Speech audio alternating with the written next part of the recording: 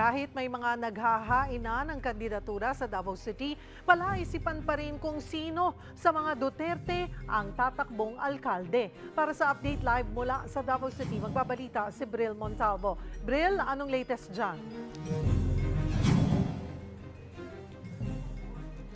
Cheryl, nagmala fiesta ang labas ng tanggapan ng COMELEC Davao dito sa Magsaysay Park sa ikatlong araw ng paghahain ng Certificate of Candidacy o COC para sa mga lalahok sa 2025 midterms election. Ang iba kasi sa mga kandidato, bit-bit ang kanilang mga taga-suporta.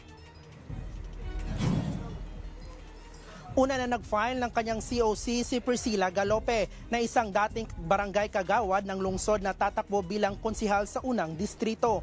Anak siya ng dating konsihal na si Rene Galope na kilalang kritiko ng mga Duterte. Nag-file na rin ng COC si incumbent barangay Baliok Captain Ricky Liparano na pagkakonsihal sa unang distrito ng Davao City. Pagtutuunan umano niya ng pansin ang kapakanan ng mga rescuers sa kanyang distrito. Si Galope at Liparano ay mula sa Team Nograles. Matunog ngayong maglalaban sa pagkaalkalde ng lungsod ang angkan mula sa pamilya Duterte at pamilya Nograles. Pero wala pang eksaktong detalye kung ano-ano mga posisyon ang kanilang lalahukan. Nauna nang naghain ng COC kahapon ng umaga mula sa pamilya Duterte ang apo ni dating Pangulong Rodrigo Duterte na si Rigo Duterte bilang konsihal sa unang distrito ng lungsod.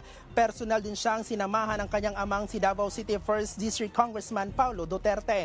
Nag-share naman ng groupie si Pulong na pasado alas 3 ng hapon kahapon kasama ang kanyang ama na si Digong at dalawang kapatid na si Vice President Sara Duterte at Mayor Baste. Nauna na ding sinabi ni Pulong kahapon na mag-uumpisa pa sila ng kanyang pamilya or mag-uusap pa sila ng kanyang pamilya para sa kanilang lalahukan sa 2025 midterm elections.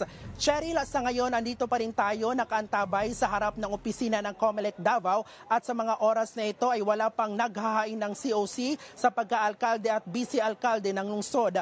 Nananatili pa rin pinapatupad ang mahigpit na seguridad dito sa COMELEC compound. Cheryl? Daghang salamat, Bril Montalvo.